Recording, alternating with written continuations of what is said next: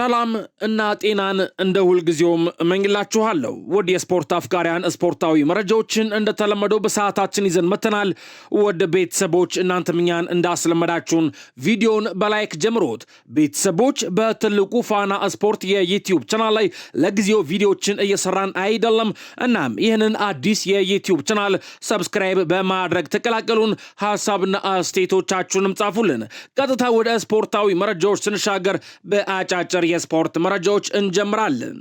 ሉዊስ ቫን ሃል የኔዘርላንድ ብሔራዊ ቡድን አሰልጣኝ ሆነው ለመመለስ ንግግር ለማድረግ ዝግጁ ናቸው ተብሏል። ከመቼውም ጊዜ በላይ ፊት እንደሆኑ ይሰማቸዋል። በተጨማሪም የስኳዱን የረጅም ጊዜ አካል ያውቁታል ሲል ይህንን መረጃ ቴሌግራፍ ዘግቦታል። የእንግሊዝ እግር ኳስ ማህበር ኤፍኤ ለጂያኒ ኢንፋንቲኖ ከእንግዲህ በኋላ ድጋፍ እንደማይሰጥ የሚገልጽ ደብዳቤ ሊልክ እየተዘጋጀ ይገኛል ሲል ይህንን መረጃ ስካይ ስፖርት ዘግቦታል። ጃኦ ካንሴሎ ወደ ባርሴሎና ለመመለስ ተቃርበዋል። ባርሳ ከ8 እስከ 10 ሚሊዮን ዩሮ ባለ ዋጋ መካከል በቀጣዮቹ ቀናት ዝውውሩን ለማጠናቀቅ አቅደዋል። ፖርቹጋላዊ ተጫዋች በካታላኑ ክለብ የ2 ዓመት ውል የፈርማል ሲሌን መረጃ ሞንዶ ዲፖርቲቮ ዘግቦታል። ቶተናሞች ኮዲ ካግቦን ለማስፈረም ጥረታቸውን ለማጠናከር አቅደዋል። ድርድሮች በቅርቡ ወደ ወሳኝ ደረጃ ያመራሉ። ስምምነቱ ሊቨርፑሎች ለተጫዋቹ በሚፈልጉት ዋጋ ላይ ይወሰናል ሲሌን መረጃ ፋብሪዚዮ ሮማኖ ዘግቦታል። አልሂላሎች ማልኮም ከለቀቀባቸው ራያንን ለማስፈረም እየተዘጋጁ ይገኛል ተብሏል። ራያን በርንማውዝን የተቀላቀለው በ2026 መጀመሪያ ላይ ነው። አሁንም ግን አልሂላሎች ወጣቱን ብራዚላዊ ወደ ሳውዲ አረቢያ ማምጣት ይፈልጋሉ ሲል ይህንን መረጃ ስካይ ስፖርት ዘግቦታል። ፒኤስጂዎች ለሚካ ጎርትስ ዝውውር ለአያክስ 40 ሚሊዮን ዩሮ አቅርበዋል። በአጠቃላይ ጥያቄው ወደ 45 ሚሊዮን ዩሮ የሚጠጋ ነው። አያክሶች ለጠየቁት 60 ሚሊዮን ዩሮም የሚጠጋ ነው ሲል ይህን መረጃ ፋብሪዚዮ ሮማኖ ዘግቦታል። ጁቬንቱሶች ከሪም አላጅ ቤጎቪችን በ33 ሚሊዮን ዩሮና በሚጨመር 2 ሚሊዮን ዩሮ በይፋ አስፈርመዋል። ሄርዊጎ ሲል መረጃ ፋብሪዚዮ ሮማኖ ዘግቦታል። ጄስፐር ሊንድስትሮም ከናፖሊ ወደ ሻልክ 04 ሄርዊጎ ሲል መረጃም ፋብሪዚዮ ሮማኖ ዘግቦታል። ኢንተር ሚላኖች ኬቨን ዴብሮይ ላይ ያላቸው ፍላጎትን አድሰዋል። አማካኙ ተጫዋች በዚህ ክረምት ከናፖሊ ሊለቅ ይችላል። የኤምኤልኤስ አማራጮችንም እንደ መጥፎ አይመለከተውም ሲል ይህንን መረጃ ስካይ ስፖርት ዘግቦታል። ከአንድ ዓመት በፊት ኤሚሊያኖ ማርቲኔዝ የአስቶን ቪላ ደጋፊዎችን ተሰናብቶ ነበር። ከዓለም ትልልቅ ክለቦች ጥሪ እንደሚደርሰውም እርግጠኛ ስለነበር ግን ምንም ፈላጊ አልመጣም። ከሳውዲም ከአውሮፓም ከኤምኤልኤስም አንድም ይፋዊ ፍላጎት አልታየም። በመጨረሻም ወደ አስቶን ቪላ ተመልሶ ብቃቱን በሜዳ ላይ ያሳየ። የአውሮፓ ሊግን ማሸነፈ። ከአርጀንቲናም ጋር እንደገና የዓለም ዋንጫ ፍጻሜ ደረሰ። ብዙዎች አሁን ቢያንስ ወደ አንድ ትልቅ ክለብ ይሄዳል ብለው ገምተው ነበር። ነገር ግን ጁቬንቱስ የሱ ፈላጊ ሆኖ ቀረበ። ነገር ግን ጁቬንቱስም ተጫዋቹን የማስፈረም ፍላጎቱን እንደተው አሳወቀ ሲል ይህንን መረጃ ሜን ስፖርት ይፋ አድርጎታል። ቼልሲዎች የሪያል ማድሪዱን ተጫዋች ኤንሪክን የመግዛት አማራጭ ባለው የውሰቱ ለማስፈረም እየተመለከቱት ይገኛል ተብሏል። የክለቡ ስፖርቲንግ ዳይሬክተርም ስምምነቱ መሆን የሚችል ከሆነ ለመመልከት ወደ ማድሪድ ተጉዟል ሲል ይህንን መረጃ ፉትቦል ኢንሳይደር ዘግቦታል። ቶማስ ሙለር 17 ዓመታት ከሚጠጋ ጊዜ አብራው ከነበረችው ሚስቱ ጋር መለያየቱን ካሳወቀ ከሳምንታቶች በኋላ አዲስ ፍቅረኛ አግኝቷል ተብሏል። ጀርመናዊ ሌጀንድ ፈረንሳዊ ከሆነችው የ26 ዓመት ሴት ጋር አብሮ ሆኗል። ኤቭ ሮዝም ትሰኛለች። ሁለቱ ጥንዶች በዓለም ዋንጫው ፍጻሜ በኒው ጀርሲም አብሮ ነበሩ ተብሏል። እሱም ብቻ ሳይሆን በኤምኤልኤስ ኦል ስታር ጨዋታም በሻርሎትም አንድ ላይ ነበሩ ሲል ይህን መረጃ ቢልድ ስፖርት ዘግቦታል። ራንዳል ኮሎሙዋኒ ከፒኤስጂ በመልቀቅ በቋሚነት የጁቬንቱስ ተጫዋች መሆን ችሏል። ሄርዊጎ ብሏል። ይህን መረጃ ፋብሪዚዮ ሮማኖ ዘግቦታል። ጁቬንቱሶች ለዝውውሩ 38 ሚሊዮን ዩሮ የከፈሉ ሲሆን ተጨማሪ 12 ሚሊዮን ዩሮም የሚከፍሉ ይሆናል ሲል መረጃ ፋብሪዚዮ ሮማኖ ሄርዊጎ ብሎታል። በሌላ መረጃ የያን ዲዮማንዴ ዝውውር እስካሁን ድረስ ይፋ ሊደረግ ያልቻለው የተጫዋቹ የቀድሞ ወኪል ማክስ ግራድል ተጫዋቹ ውል ጥሷል በማለት ክስ በመክፈቱ ነው ተብሏል። ማድሪድ ችግር ስለመኖሩ ባለማወቁ ከሮክ ኔሽን ጋር የተደራደረ ሲሆን ግራድል ክስ ለፊፋ በመክፈቱ የተነሳ የፊፋ ውሳኔ የሚጠበቅ ይሆናል ተብሏል። ፊፋ ጊዜያዊ ፍቃድ ሊሰጥ ይችላል ወይንም ሊያዘገየው ይችላል፣ ካልሆነም ዝውውሩን ሊያግደው ይችላል ተብሏል። በተጫዋቹና በሪያል ማድሪድ በሌፕዚግና በማድሪድ መሃል ያለው ሁሉም ነገር ከስምምነት ተደርሶበታል። ሁሉም አካላት አሁን ላይ የይፋን መልስ እየተጠባበቁ ይገኛል ሲል ይህን መረጃ ማርካ ስፖርት ዘግቦታል። አልሂላሎች ለዳርዊን ኑኔዝ የሚጠበቀውን የዙር ክፍያ ማግኘት አልቻሉም ተብሏል። እናም ተጫዋቹን በቱርክ ሱፐር ሊግ ውስጥ ላሉ 4 ትልልቅ ቡድኖች በውሰት እንዲያስፈርሙት አቅርበዋል ሲል ይህን መረጃ ስካይ ስፖርት ዘግቦታል። ማርክ ካሳዶ አልሂላልን መቀላቀል አይፈልግም ተብሏል እና ወደ ቱርክ የመዘዋወር እድሉንም ውድቅ አድርጓል። ባርሴሎናን ከለቀቀ በአውሮፓ እግር ኳስ ውስጥ መቆየት ይመርጣል ሲል ይህንን መረጃ ሞንዶ ዲፖርቲቮ ዘግቦታል። ሊቨርፑሎች እና ብራድሌ ባርኮላ መካከል በግል ጉዳይ ከስምምነት ለመድረስ ጥቂት ነገር እንደቀራቸው ይሰማኛል። በሚቀጥለው ሳምንት በሊቨርፑልና በፒኤስጂ መካከል አዳዲስ ግንኙነቶች ይዘጋጃሉ። ነገር ግን አሁንም የሚቀራቸው በጣም ብዙ ስራ አለ ሲል ይህን መረጃ ፋብሪዚዮ ሮማኖ ዘግቦታል። በሌላ መረጃ የማንቸስተር ሲቲው አዲሱ አሰልጣኝ ኤንዞ ማሬስካ በቡድናቸው ውስጥ ፔድሮ ኔቶ እንዲኖር ይፈልጋሉ ተብሏል። ቼልሲ ለተጫዋቹ 70 ሚሊዮን ፓውንድ ይፈልጋል። ከማንቸስተር ሲቲ በተጨማሪ ኤሲ ሚላን በተጫዋቹ ላይ ፍላጎት ቢኖረውም ኔቶ ግን ምርጫው ማንቸስተር ሲቲን መቀላቀል ነው ሲል ይህንን መረጃ ዘሰን ዘግቦታል። አዩብ ቡአዲ ከማንቸስተር ሲቲ ጋር በቃል ደረጃ ከስምምነት ደርሷል። ከሊል ጋር ድርድሮች ቀጥለዋል። ሌሎች ክለቦችም ሁኔታውን እየተከታተሉ ይገኛሉ። ነገር ግን በቋሚ ቦታ ላይ የሚገኘው ማንቸስተር ሲቲ ብቻ ነው።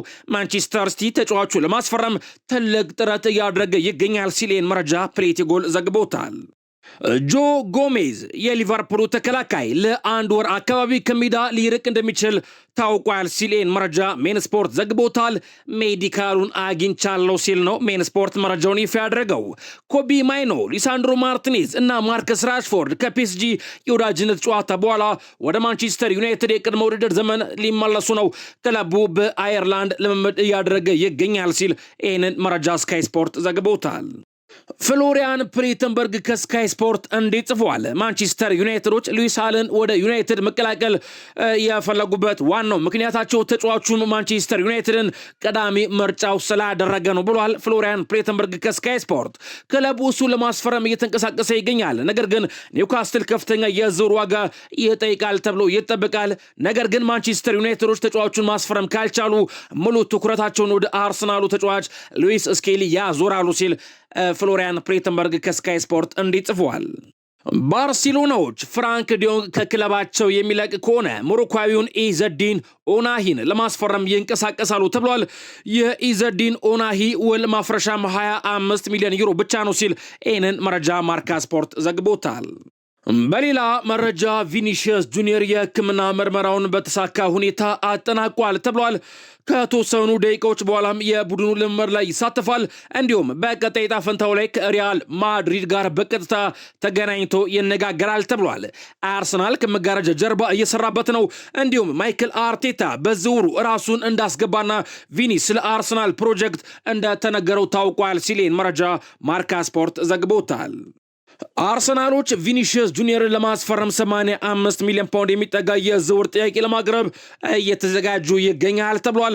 እንዲሁም ለቪኒ በአመት 21.3 ሚሊዮን ፓውንድ እና በሳምንት 410 ሺህ ፓውንድ ያለው የ4 ዓመት ውል እንደሚያካትቱለት በኮንትራት ውስጥ ተዘጋጅተዋል ተብሏል። ክለቡም የብራዚላዊውን የምስል መብት ሙሉ በሙሉ ራሱ እንዲቆጣጠረው ለመፍቀድ ዝግጁ ነው ሲል ይህን መረጃ ስካይ ስፖርት ዘግቦታል።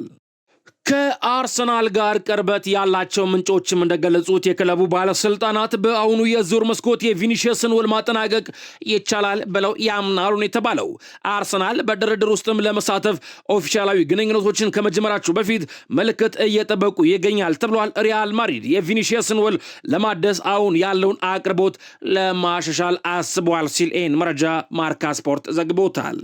ከአርሰናል ጋር በተያያዘ ቦርኖ ጎማሬጅ ወደ ኒውካስትል ካምፕ በመሄድ የመልቀቂያ ጥያቄውን በይፋ ለማቅረብ እየተዘጋጀ ይገኛል ተብሏል። ጎማሬጅ ከኒውካስትል ለመልቀቅና አርሰናልን ለመቀላቀል ፍላጎት እንዳለው ለማሳወቅ ለማቲያስ ጄስሌ እና ከስፖርቲንግ ዳይሬክተሩ ሮስ ዊልሰን ጋር በላማንጋ ካምፕ እንደሚነጋገር ይጠበቃል ሲል ይህን መረጃ ሜን ስፖርት ዘግቦታል። ፊነርባቾች ራፋኤል ሊያውን በውሰቱን ለማስፈረም ጥያቄ ቢያቀርቡም ኤሲ ሚላኖች ውድቅ አድርገውታል። ሚላኖች ቋሚ ዝውውር ነው የሚፈልጉት፣ ድርድሮች ቀጥለዋል ሲል መረጃ ፋብሪዚዮ ሮማኖ ዘግቦታል። ጂዮቫኒ ሬና በስትራስቡርግ የ5 ዓመቱን ለመፈረም ተቃርቧል። የዝውውር ዋጋው 3 ሚሊዮን ዩሮ ሲሆን ዛሬ የሕክምና ምርመራውን ያደርጋል ሲል መረጃ ለኤኪፕ ዘግቦታል። ኢንተር ሚላኖች ሙሳ ዲያቢን ለማስፈረም እያቀዱ ይገኛል። ድርድር ለማድረግም እየተዘጋጁ ይገኛል ሲል መረጃ ጋዜጣ ዴሎ ስፖርት ዘግቦታል። ፒኤስጂና አያክስ በሚካ ጎርትዝ ዝውውር በቀጣዮቹ ቀናት ከስምምነት ይደርሳሉ ተብሎ ይጠበቃል። ድርድሮቹ በላቀ ፍጥነት እየተደረጉ ይገኛል ሲል መረጃ ለኤኪፕ ዘግቦታል። ፌራን ቶሬዝ አይሸጥም ተብሏል። ፒኤስጂዎች ፌራን ቶሬዝን መፈለጋቸውን ተከትሎ የባርሳዎች ይፋዊ አቋም ፌራንን አለመሸጡ ነው በምላሹ ተገኝቷል ሲል መረጃ ለኤኪፕ ዘግቦታል። ልክ በዛሬዋ ቀን ከ27 ዓመታት በፊት አርሰናል ቴሪ ሄነሪን ከጁቬንቱስ በ11 ሚሊዮን ፓውንድ ብቻ አስፈረመ። ከዛም በመስመር አጥቂነት የሚጫወት የነበረውን ተጫዋች ወደ 9 ቁጥር አጥቂነት አርሰን ቬንገር ቀየሩት። ቴሪ ሄነሪ በአርሰናል ቤትም 376 ጨዋታዎችን አድረገ፣ 228 ግቦችን ማስቆጠር ቻለ፣ 2 የእንግሊዝ ፕሪሚየር ሊግ ዋንጫዎችን፣ 2 የኤፍኤ ካፕ ዋንጫዎችን፣ 1 የኮሚኒቲ ሺልድ ዋንጫን አሸነፈ። እንዲሁም በአውሮፓ ቻምፒዮንስ ሊግ ሁለተኛ ደረጃን ይዞ አጠናቀቀ። ቤተሰቦች የቴሪ ዳንኤል ሄነሪ አድናቂዎች የማሊያ ቁጥሩን 14 ቁጥሩን ኮሜንት መስጫ ቦክስ ላይ ጻፉልኝ። ሮቤርቶ ዲዘርቢ የቶተንሃም ሆትስፐሩ ዋና አሰልጣኝ ስለ ቼልሲው የፊት መስመር ተጫዋች ሚካኤል ሞድሪክ እንዲህ ብሏል። እሱ ልጄ ነው። ሚካ በጣም ጥሩ ሰው ነው። ድንቅ ተጫዋችም ነው። ባለፉት 2 ዓመታት ያሳለፈውን ከባድ ጊዜ ከኋላው ትቶ በዚህ ዓመት እውነተኛ አቅሙን እንደሚያሳይ ተስፋ አድርጋለሁ። ቶተንሃምን ሲገጥም ብቻ እንዳያሳይ ግን እሱ በጣም የሚወደድ ሰው ነው ሲል የቶተንሃም ሆትስፐሩ ዋና አሰልጣኝ ሮቤርቶ ዲዘርቢ ሚካኤል ሞድሪክ ከአበረታች መድኃኒት ጋር በተያዘ ቅጣት ተጥሎበት ከቅጣቱ መልስ ምርጥ ብቃቱን እንደሚያሳይ ተስፋ አደርጋለሁ ሲል ተደምጧል። ፊነርባቼ ማርከስ ራሽፎርድን ከማንቸስተር ዩናይትድ ለማስፈረም ተዘጋጅተዋል ተብሏል። የማርከስ ራሽፎርድ ተወካዮችም ወደ ቱርኩ ክለብ ስለሚዘዋወርበት ሁኔታ ከፊነርባቼ ባለስልጣናት ጋር ተገናኝተው ተወያይተዋል ሲል ይህንን መረጃ ሜን ስፖርት ዘግቦታል። ፍራንኮ ማስታንቱኖ ወደ ሪቨር ፕሌት አይመለስም ተብሏል። ሪያል ማድሪዶች ለአውሮፓ ክለብ ነው በውሰት ሊሰጡት የሚፈልጉት፣ ወደ ሪቨር ፕሌት ዳግም አይመለስም ሲል ይህን መረጃ ማርካ ስፖርት ዘግቦታል። ኖርጋርድ ከአርሰናል ወደ ኤቨርተን የሚያደርገውን ዝውውር ለመጨረስ ነገ የሜዲካል ምርመራ ያደርጋል ሲል ይህንን መረጃ ሚረር ስፖርት ዘግቦታል።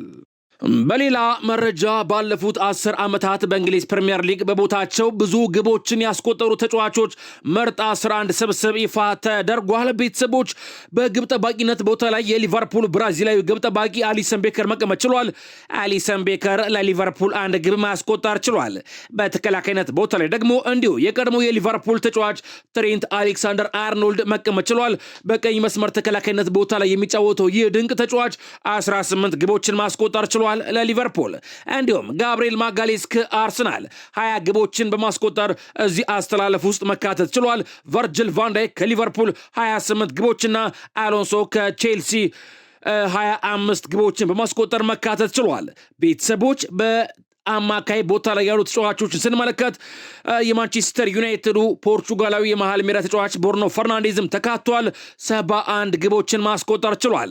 ኬቨን ዴብሮይን የቀድሞ የማንቸስተር ሲቲ ተጫዋችና ሌጀንድ 65 ግቦችን ማስቆጠር ችሏል። እንዲሁም የአሁኑ የማንቸስተር ሲቲና እንግሊዛዊ ተጫዋች የሆነው ፊል ፎደንም መካተት ችሏል።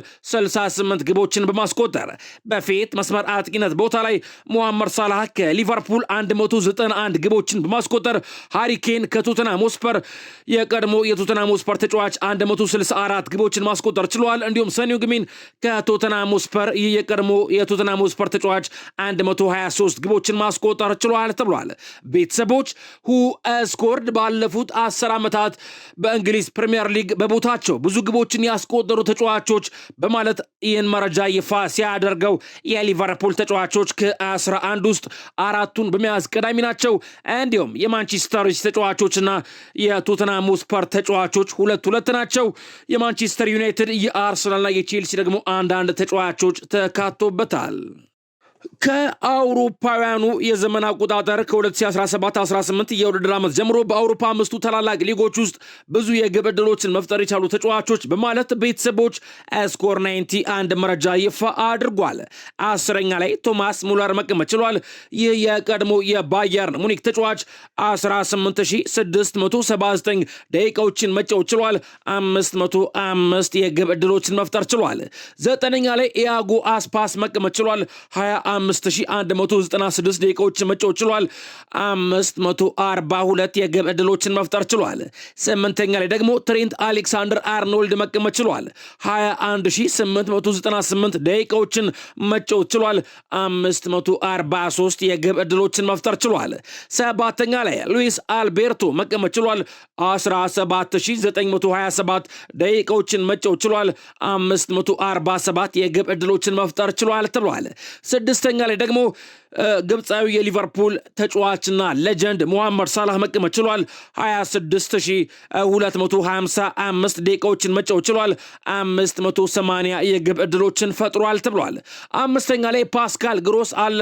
24824 ደቂቃዎችን ተጫውቶ 616 የግብ ዕድሎችን መፍጠር ችሏል። 4ኛ ላይ ደግሞ ሀካም ቻላኖግሉ መቀመጥ ችሏል። 21484 ደቂቃዎችን ተጫውቶ 623 የግብ ዕድሎችን መፍጠር ችሏል። 3ኛ ላይ ደግሞ ጆሹዋ ኪሚች መቀመጥ ችሏል። 24557 ደቂቃዎችን መጫወት ችሏል። 653 የግብ ዕድሎችን መፍጠር ችሏል። 2ኛ ላይ ደግሞ የማንቸስተር ዩናይትዱ ፖርቹጋላዊ የመሃል ሜዳ ተጫዋች ብሩኖ ፈርናንዴዝ መቀመጥ ችሏል። 19942 ደቂቃዎችን መጫወት ችሏል። 674 የግብ ዕድሎችን መፍጠር ችሏል። ቤተሰቦች አንደኛ ላይ መቀመጥ የቻለው እንደ አውሮፓውያኑ የዘመን አቆጣጠር ከ2017-18 የውድድር ዓመት ጀምሮ በአውሮፓ አምስቱ ታላላቅ ሊጎች ውስጥ በጣም ብዙ የግብ ዕድሎችን በመፍጠር ቀዳሚ የተባለው ተጫዋች የቀድሞ የማንቸስተር ሲቲ ተጫዋችና ሌጀንድ ቤልጂየማዊ ኬቨን ዴብሬን ሲሆን 20469 ደቂቃዎችን ተጫውቶ 695 የግብ ዕድሎችን መፍጠር ችሏል። በትልቁ ፋና ስፖርት የዩቲዩብ ቻናላችን ላይ ለጊዜው ቪዲዮዎችን እየሰራን አይደለም። ውድ ቤተሰቦች ይህንን አዲስ የዩቲዩብ ቻናል ሰብስክራይብ በማድረግ ተቀላቀሉን። ሐሳብና አስተያየቶቻችሁንም ጻፉልን። በሌሎች የስፖርት መረጃዎች ነገ ተመልሰን እንገናኛለን።